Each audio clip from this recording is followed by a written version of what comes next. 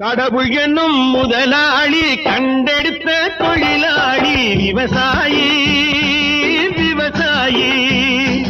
கடவுள் என்னும் முதலாளி கண்டெடுத்த தொழிலாளி விவசாயி விவசாயி.